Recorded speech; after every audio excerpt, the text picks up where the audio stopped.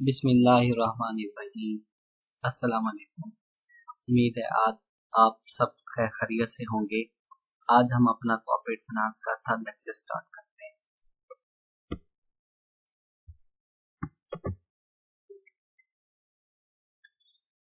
हम अपना third lecture start करने से पहले प्रीवियस लेक्चर को देख लेते हैं कि हमने लास्ट लेक्चर में क्या क्या डिस्कस किया। हमने लास्ट लेक्चर में एजेंसी प्रॉब्लम को डिस्कस किया कि एजेंसी प्रॉब्लम क्या होती है। अब एजेंसी प्रॉब्लम के अंदर हमने एजेंसी रिलेशनशिप को डिस्कस किया। पहले एजेंसी रिलेशनशिप क्या होती है, फिर आपका स्टॉक होल्डर और मैनेजमेंट के दरमियान जो रिलेशनशिप होता है वो एजेंसी रिलेशनशिप कहलाता है। और एजेंसी प्रॉब्लम आपका कॉन्फ्लिक्ट होता है आपके स्टेक होल्डर और मैनेजमेंट के दरमियान। आप का जो कॉन्फ्लिक्ट होता है वो आपका एजेंसी प्रॉब्लम होता है। फिर हमने फाइनेंशियल स्टेटमेंट की बात की। फाइनेंशियल स्टेटमेंट हर ऑर्गेनाइजेशन अपनी फाइनेंशियल स्टेटमेंट को मेंटेन करती है। जो ऑर्गेनाइजेशन रजिस्टर्ड होती हैं उनके लिए फाइनेंशियल स्टेटमेंट बनाना लाजमी होता है। जो ऑर्गेनाइजेशन रजिस्टर्ड नहीं भी होती लेकिन फिर भी वो अपनी फाइनेंशियल स्टेटमेंट बनाती है। फाइनेंशियल स्टेटमेंट के अंदर आपका इनकम स्टेटमेंट, बैलेंस शीट, आपका कैश फ्लो स्टेटमेंट, आपका नोट्स टू द अकाउंट्स होते हैं। ये सारी स्टेटमेंट ऑफ रिटेन अर्निंग होती है। अब बैलेंस शीट क्या होती है? बैलेंस शीट आपकी एक शॉर्ट समरी होती है जो कि हमें ओवरऑल ऑर्गेनाइजेशन की हेल्थ के बारे में बताती हैं कि ये ऑर्गेनाइजेशन कितनी हेल्थ इसकी क्या है। अब बैलेंस शीट के अंदर आपके एसेट्स होते हैं, लायबिलिटीज एंड ओनर्स इक्विटी होती है। अब एसेट के अंदर करंट एसेट होते हैं, करंट लायबिलिटीज होती हैं। बैलेंस शीट को हम अकाउंटिंग इक्वेशन भी कहते हैं। अकाउंटिंग इक्वेशन क्या होती है? आपके asset is equal to liabilities plus stock holder equity आपकी बैलेंस शीट कहलाती है। बैलेंस शीट के बाद हमने इनकम स्टेटमेंट की बात की। इनकम स्टेटमेंट क्या होती है? इनकम स्टेटमेंट के अंदर हम किसी भी फर्म की रेवेन्यू और एक्सपेंस को देखते हैं कि आया इस फर्म की एक्चुअल रेवेन्यू क्या है और इस फर्म के एक्सपेंसेस क्या हैं for the specific period. Income statement के अंदर हमने जो बात की थी, एक सिंगल स्टेप इनकम स्टेटमेंट की बात की थी, मल्टी स्टेप इनकम स्टेटमेंट की बात की थी। सिंगल स्टेप इनकम स्टेटमेंट में all operating revenue and gains are reported first, followed by the all operating expense and other losses. फिर हमने separate section, no separate section is prepared in the single step.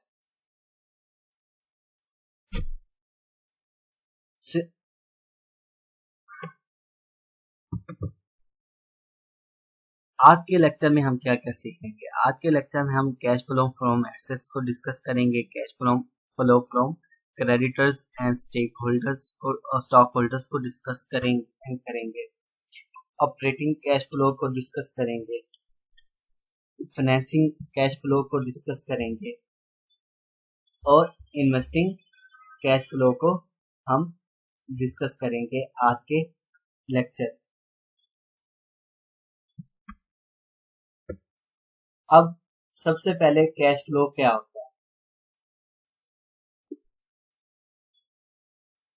किसी भी firm के अंदर cash flow बहुत ज्यादा important होता है। इससे फर्म के अंदर हमें पता चलता है कि किन किन जराए से फर्म में पैसा आ रहा है और किन किन चीजों पर फर्म से पैसा जा रहा है। हमारी शॉर्ट टर्म ऑब्लिगेशन के लिए कैश फ्लो बहुत ज्यादा अहमियत का हामिल होता है।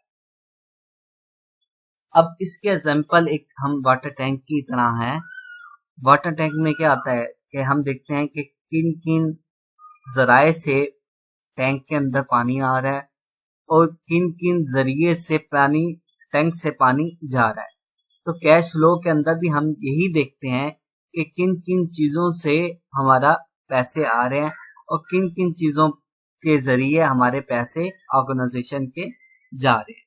अगर एक फर्म उसकी प्रॉफिटेबिलिटी इतनी नहीं है, वो प्रॉफिट में नहीं है, लेकिन उसका कैश फ्लो एक अच्छा रिप्रेजेंट कर रहा है, तो इन फ्यूचर वो फर्म ऑटोमेटिकली आपको प्रॉफिट लाजमी देगी।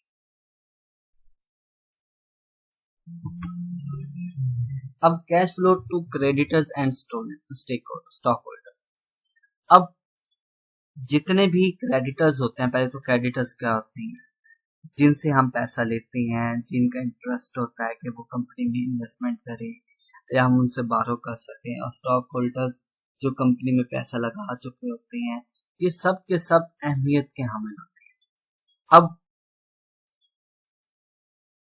क्रेडिटर्स ये देखते हैं कंपनी का कैश फ्लो कैसा है। अगर कंपनी का कैश फ्लो अच्छा है तो ये क्रेडिटर्स के लिए अच्छा है, वो ऑटोमेटिकली उस फर्म के अंदर पैसा इन्वेस्टमेंट करना चाहेंगे। हम इसको मजीद भी आगे जाकर डिस्कस करेंगे। फिर बात होती है इनफ्लो और आउटफ्लो ऑफ कैश। अगर आप इनफ्लो और आउटफ्लो ऑफ कैश को, ये स्लाइड को अच्छे तरीके से समझ जाएं, आप कैश फ्लो स्टेटमेंट अच्छे तरीके से बना भी लेंगे और समझ भी जाएंगे। पहले तो हमने देखना है कि इनफ्लो सोर्सेस कौन कौन से हैं, यानी कि किन किन जराए से हमारे पैसा आना है। डिक्रीज इन एन एसेट, कोई भी एसेट जब हमारा डिक्रीज होगा, अकाउंट रिसीवेबल है हमारा डिक्रीज हुआ, हमने पैसे रिसीव कर लिए, तो हमारा क्या होगा, इनफ्लो होगा, कैश इनफ्लो होगा। इसी तरह हमने कोई भी एसेट है, उसको जब भी वो कम होगा तो हमारा इनफ्लो ही होगा। इंक्रीज इन एनी लायबिलिटी, हम अक्सर जब चीजों को खरीद रहे होते हैं तो हम उसको लायबिलिटी के ऊपर खरीद रहे होते हैं। जब भी हमारी लायबिलिटी इंक्रीज होती है, अकाउंट पेबल यानी कि हमारा इंक्रीज होगा, तो हमारा इनफ्लो होगा। फिर नेट प्रॉफिट आफ्टर टैक्सेस, देखिए कंपनी को प्रॉफिट मिला तो ये भी आपका इनफ्लो हुआ। फिर इसी तरह नॉन कैश आइटम, ऐसे आइटम जिनका कैश से लेन देन नहीं होता लेकिन वो भी कैश फ्लो के अंदर एक अहमियत के हामिल होते हैं, डेप्रिसिएशन और non and other non cash charges, ये भी हमारा इनफ्लो का सबब बनते हैं। सेल ऑफ स्टॉक, किसी भी स्टॉक को हम जब सेल करेंगे, अब देखें ना, आपने कोई चीज बेची है तो आपके पास लाजमी बात है आपके पास पैसा आया है। अगर आपने उधार पर भी बेची है तो तब भी आपका ये सबब बनता है आपके इनफ्लो का। फिर आउटफ्लो की बात करते हैं, किसी भी जब भी कोई आप एसेट को, आपका एसेट इंक्रीज होगा तो आपका आउटफ्लो होगा। मिसाल के तौर पर आपने बाइक परचेज की बिजनेस पर्पस के लिए, अब ये एसेट आपका इंक्रीज हुआ है। जब आपका एसेट इंक्रीज हुआ है तो आपको पैसे, इसके बदले में पैसे देने पड़े। डिक्रीज इन एनी लायबिलिटी, आपकी जब भी लायबिलिटी डिक्रीज होगी आपका आउटफ्लो होगा। अच्छा, आपका लॉस होगा, देखें प्रॉफिट हुआ तो पैसे आए हैं, लॉस हुआ तो आपको लाजमी बात है आपका आउटफ्लो है, आपको वो पैसे कम रिकवर करने के लिए या पैसों को इक्वल करने के लिए, अपने बैलेंस को इक्वल करने के लिए आपका आउटफ्लो होना ही होना है। डिविडेंड पेड, आपने अदायगी की है, लाजमी बात है अदायगी करने से तो पैसे जाते ही हैं। रीपरचेज और रिटायरमेंट ऑफ स्टॉक से भी आपका आउटफ्लो होता है। अब कैश फ्लो स्टेटमेंट के अंदर तीन चीजें होती हैं।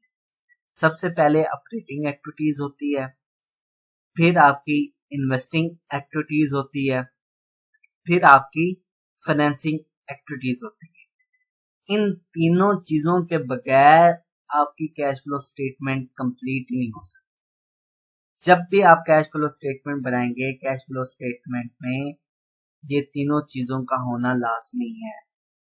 आप अगर कहें कि जी ऑपरेटिंग को मैं ऑपरेटिंग यूज कर लेता हूँ, फाइनेंसिंग यूज कर लेता हूँ, इन्वेस्टिंग यूज करता, आपकी कैश फ्लो स्टेटमेंट बन जाए, ऐसा पॉसिबल नहीं है। आप कहें जी फाइनेंशियल और इन्वेस्टिंग यूज कर लेते हो, ऑपरेटिंग नहीं करता, आपका पॉसिबल नहीं है cash flow statement banana. In short तीनों एक्टिविटीज परफॉर्म होंगी तो आपका कैश फ्लो स्टेटमेंट हो। अब cash flow from operating activities, हमारा ऑपरेटिंग एक्टिविटीज होती क्या है? ऑपरेटिंग ऑपरेशन से है। किसी भी फर्म के अंदर आपकी ऑपरेटिंग से ही रेवेन्यू, आपकी एक्सपेंस की एक्टिविटीज होती है।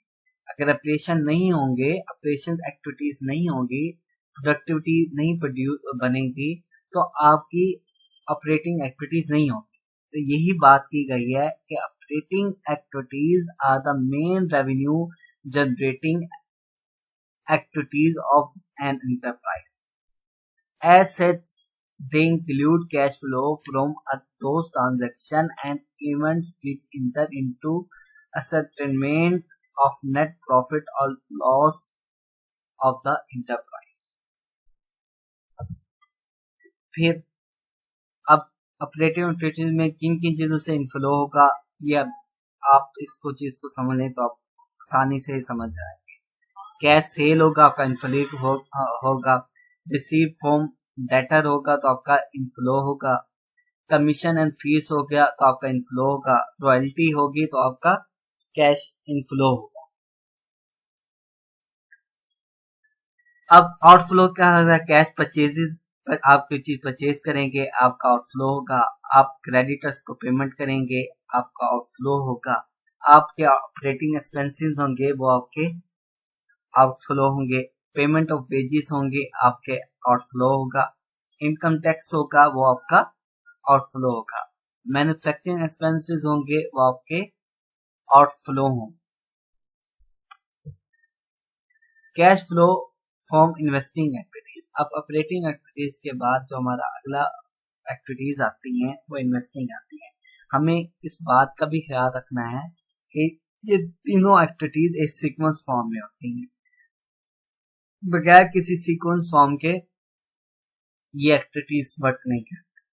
तो ऑपरेटिंग के बाद ही आपकी जो अदर एक्टिविटीज होती है वो इन्वेस्टिंग एक्टिविटीज होती है। इन्वेस्टिंग इन जैसे कि नाम से सारे के किन किन चीजों से हमारी इन्वेस्टिंग हो रही है।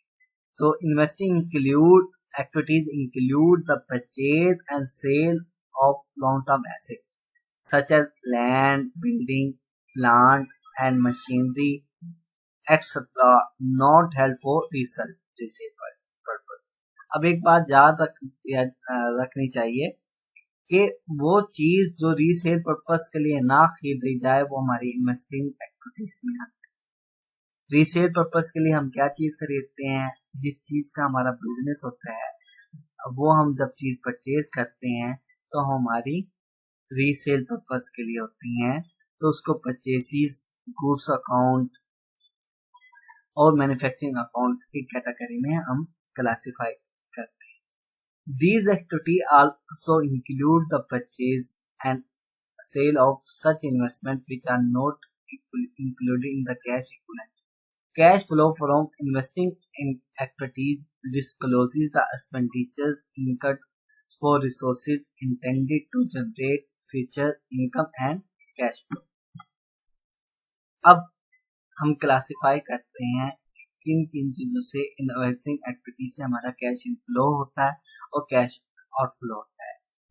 सेल ऑफ फिक्स एसेट से, सेल ऑफ इन्वेस्टमेंट से, इंटरेस्ट रिसीव से, डिविडेंड रिसीव से, वर्किंग कैपिटल रिकवरी से हमारा कैश इनफ्लो होता है। अब लाजिम बात है, सेल अगर आप लफ्ज समझे कि किसी चीज को बेचने से लाजिमी आपके पास पैसे आने ही आने। अब आउटफ्लो क्या है? आउटफ्लो पे जब परचेज का लफ्ज आ गया तो इसका मतलब है आपने अदायगी उसकी करनी। परचेज ऑफ फिक्स एसेट है, परचेज ऑफ इन्वेस्टमेंट है या वर्किंग कैपिटल है, इनमें से कोई भी आप एक्टिविटी करेंगे तो आपका कैश आउटफ्लो होगा और इन्वेस्टिंग एक्टिविटीज में शामिल होगा। Cash flow from financing activity. अब किसी भी फर्म के अंदर हमने डिस्कस किया था कि फाइनेंस बहुत ज्यादा इम्पोर्टेंट होता है। फाइनेंस को मैनेज कैसे करना है, ये ऑर्गेनाइजेशन के लिए बहुत अहमियत का हामिल होता है। अब फाइनेंशियल एक्टिविटीज क्या होती हैं, हमने देखना है। फाइनेंशियल एक्टिविटीज आर ट्रांजैक्शन और बिजनेस ट्रांजैक्शन और business event that affect long-term liabilities and equity. In other words, financial activities are transactions with creditors or investors used to fund either company operations or expenses. These transactions are the third set of cash activities displayed on the statement of cash flow. अब financing activities के अंदर फिर हमने classify किया issues of shares in cash, हमारा cash inflow होगा। Issues of debenture in cash, हमारा cash inflow होगा। Proceed for long term borrowing, हमारा कैश इनफ्लो होगा। कैश आउटफ्लो क्या होगा, हमारा पेमेंट ऑफ लोन्स से, रिडम्पशन ऑफ प्रेफरेंस शेयर से, पेमेंट ऑफ डिविडेंड से, इंटरेस्ट पेड से, रीपेमेंट ऑफ फाइनेंस या लीज लायबिलिटी से हमारा कैश आउटफ्लो। अब ये एक स्केच मैंने बनाए हैं कि हमने सबसे पहले फॉर्मेट के अंदर कैश फ्लो स्टेटमेंट आएगा। और यहाँ तो फॉर्मेट में आपको बता रहा हूँ इसलिए फॉर्मेट लिखा है, वरना सिर्फ आपने कंपनी का नाम SYC कैश फ्लो स्टेटमेंट, जो भी कंपनी का नाम है ये कैश फ्लो स्टेटमेंट है। फिर उसके बाद फॉर द ईयर जो भी है, फिर cash flow from operating activities लिखेंगे क्योंकि ये पहला पार्ट है। फिर net profit before tax and extraordinary items आएंगी, एडजस्टमेंट आएगी। अब एडजस्टमेंट के अंदर पहले सबसे पहले नॉन कैश आइटम डेप्रिसिएशन या अमोर्टाइजेशन आएगी। फिर प्रोविजन फॉर डाउटफुल डेट्स, फिर फॉरेन एक्सचेंज गेन्स और लॉस, डिविडेंड, इंटरेस्ट गेन्स या loss, sale of fix investment, ये आती है। इसी तरह ये बिल अगली एडजस्टमेंट है कि आपके debtor receivable, debtors, paid expenses, payable, creditor, ये सारे के सारे किसकी कैटेगरी में आते हैं, ऑपरेटिंग एक्टिविटीज की कैटेगरी में आते हैं। फिर आपके इन्वेस्टिंग एक्टिविटीज आते हैं। इन्वेस्टिंग एक्टिविटीज के अंदर आपके purchase of fix asset, proceed sale of fix asset, purchase of investment, proceed from sale investment, interest receive, dividend receive, ये सारे के सारे आपके इन्वेस्टिंग एक्टिविटीज में आते हैं। अगर एक स्लाइड जिसमें आप ये याद कर लें कि इन्वेस्टिंग कैश फ्लो की इन्वेस्टिंग कैसे होती है, कैश फ्लो आउटफ्लो किन से होती है, और प्लस ये चीजें आप याद कर लें तो आपको कैश फ्लो स्टेटमेंट बनाने में आसानी होगी। फिर cash flow from financing activities के अंदर हमारे issues of shares, proceed of long-term debts, the payment of long-term debt, retention of debentures, dividend paid, interest paid, ये सारे के सारे हमारे cash flow from financing activities के अंदर आते हैं। अब इसके अंदर जब ये तीनों चीजें हो जाती हैं, फिर नेट कैश फ्लो हम लिखते हैं, इसमें A + B + C करके हम इसको फाइनलाइज करते हैं। अब ये एक बैलेंस शीट है, लायबिलिटीज एंड इक्विटी दी है, करंट लायबिलिटीज दी गई हैं, ठीक है, ये आपको मालूम होंगे क्योंकि हमने लास्ट लेक्चर में बैलेंस शीट को डिस्कस किया था। आपको फर्स्ट सेमेस्टर के स्टूडेंट, आपको ये चीजें आनी भी चाहिए। ये इनकम स्टेटमेंट है। अब कैश फ्लो के लिए हमारे पास इनकम स्टेटमेंट और बैलेंस शीट होनी चाहिए। बैलेंस शीट का तो होना लाजमी है, लेकिन इनकम स्टेटमेंट के लिए अगर कुछ एडिशनल इंफॉर्मेशन हमें मिल जाए तो तब भी हमारी कैश फ्लो हम बना सकते हैं। अब इसमें से हमने ये तमाम चीजें देखनी है। अब इनकम स्टेटमेंट के बाद अब ये दोबारा फिर एक प्रोसेस में आपको दे रहा हूँ कि किन किन चीजों से आपका स्टेटमेंट ऑफ कैश फ्लो होता है।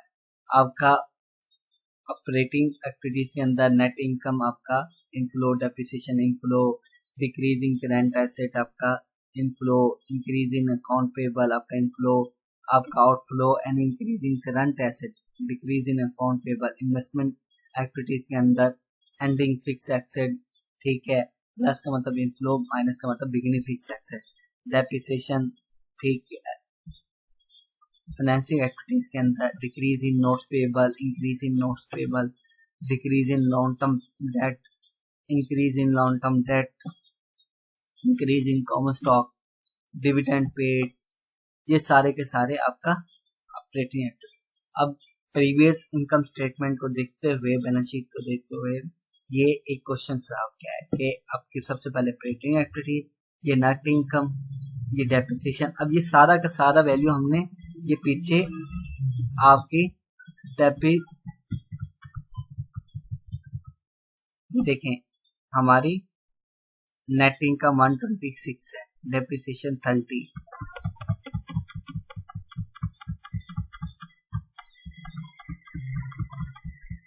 ये चीजें वहीं से आपके इनकम स्टेटमेंट बैलेंस शीट से ली गई। ये इन्वेस्टमेंट की गई है, ये फाइनेंस एक्टिविटीज हमने की है। फिर इनको एडिशन कैश में किया है, पॉजिटिव, ये पॉजिटिव है पहली, दूसरी नेगेटिव है, ये पॉजिटिव है। अब इसको फिर ये हमारा cash flow for the period आ गया।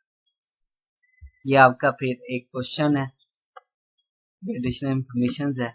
उम्मीद है आपको ये बात समझ आए, क्योंकि कैश फ्लो स्टेटमेंट समझने से पहले मैं फिर आपको ये तनबीह करूंगा कि आप पहले इनफ्लो किन चीज़ों से हमारा इनफ्लो एक्टिविटीज़ होती है, किन किन चीज़ों से हमारी आउटफ्लो एक्टिविटीज़ होती है, हमारे इन्वेस्टिंग के अंदर क्या आती है, ऑपरेशन एक्टिविटीज़ के अंदर क्या आती हैं चीज़ें आती हैं, फाइनेंसिंग एक्टिविटीज़ के अंदर क्या चीज़ें आती हैं, ये सब आप याद कर लें। फिर आप इस क्वेश्चन को करेंगे तो आपको समझने में आसानी होगी।